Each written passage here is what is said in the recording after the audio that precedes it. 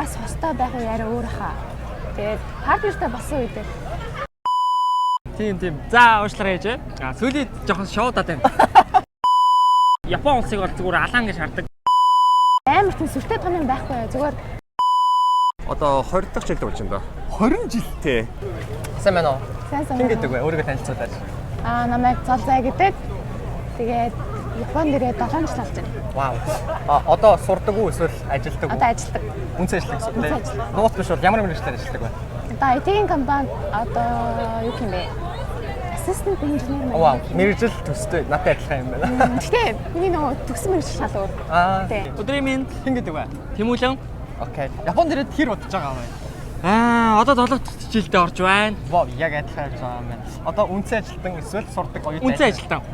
Үнцэн ажилтан болоод хэддэг жил нэ? 2 дахь жил нь шударж ах шиг байна. Асан байна уу? Өөрийгөө танилцуулна. Хэн гэдэг вэ? Намайг Гомсэр гэдэг. Окей. Японд ирээд хэр удаж байгаа вэ? Одоо 20 дахь жил болж байна да. 20 жил. Тий. Вау. Одоо тэгэхээр ажилдаг. Ажилдаг тий. Окей. Одоо оюутан байж байгаад ажилдаг босно уу? Тий. Ерөнхийдөө тий. Ажлаар гараад ерөнхийдөө нийтдээ хэдэн жил хавцаа болж байгаа вэ? Одоо яг 9 жил болж байна да. Ажил дээр гараад. Нууц биш бол ямар мэргэжлэр ажилдаг вэ? Өөрөө холбооны.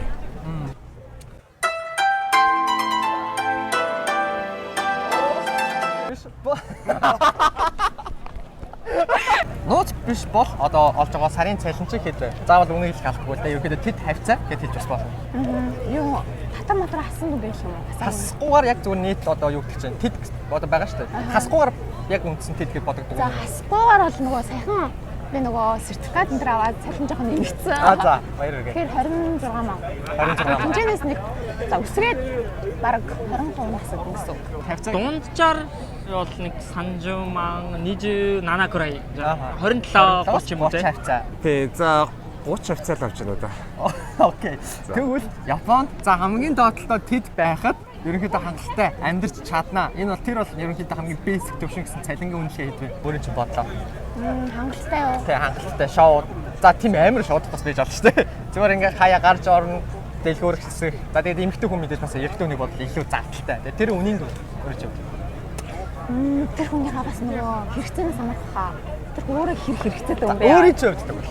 Миний одоо яг илүү мөнгө гарахаар юм уу эсвэл яг таархан дүү юм уу гэж.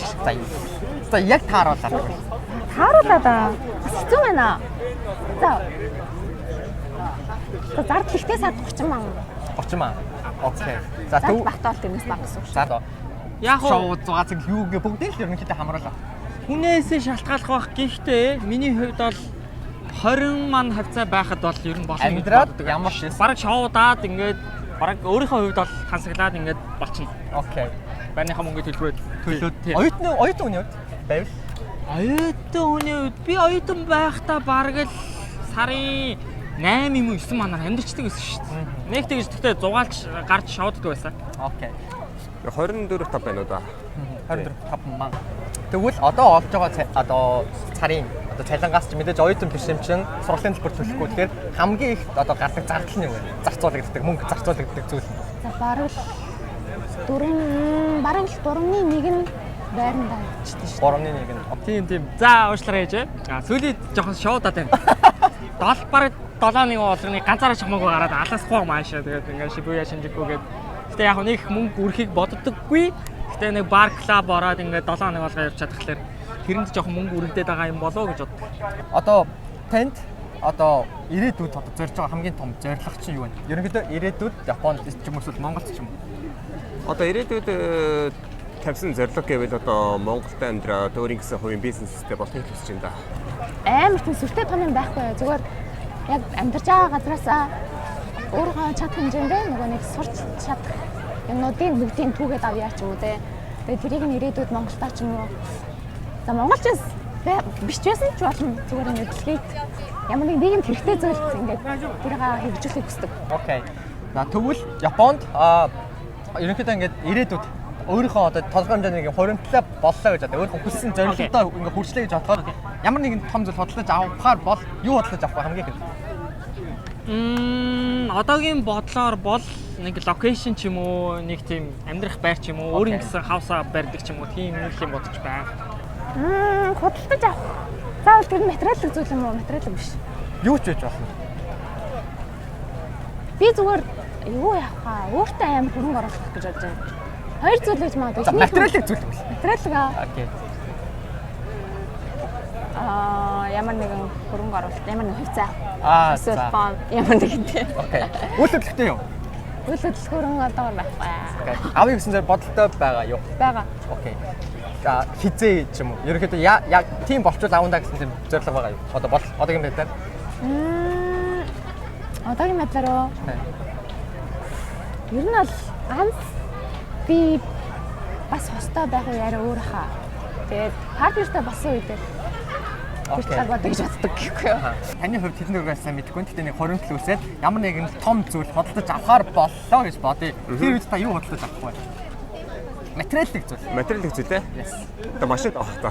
Окей, яг тийм хүмүүс зориулаад би нэг зүйл танилцуулж байгаа байхгүй юу? Тэгээд тэр нь юу вэ гэхээр Invesco Leasing гэдэг компани одоо iLease гэдэг юм орон сууцны лизинг үйлчлэг байгаа байхгүй юу? За. Оюутан ч байсан болон ямар ч ажилтай юу ч хийдэг байсан боломжтой байхгүй юу? Тэнгүүтээ эхний 20% урьдчилуулаад өөрийнхөө хүссэн байр, хүссэн газар, хүссэн одоо өөрийнхөө сонгосон байрандаа үлдсэн төлбөрийг 48 хувааж төлөх юм боломжтой юм лизинг үйлчлэг байгаа байхгүй юу? Тэгээ хүү баг боломжийн үнэлгээтэй. Тэгээ яг Японд бүр оюутан хүн байсан ч гэсэндээ авч болно. Цагийн ажиллагаа цэцэлэнгаараа.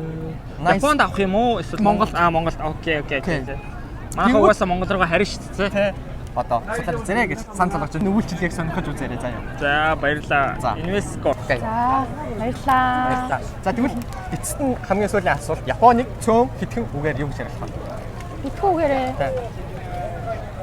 Халуун Зүгээр хит баригдмал. Сайн ч гараа, мууч гараа. Хит баригдмал.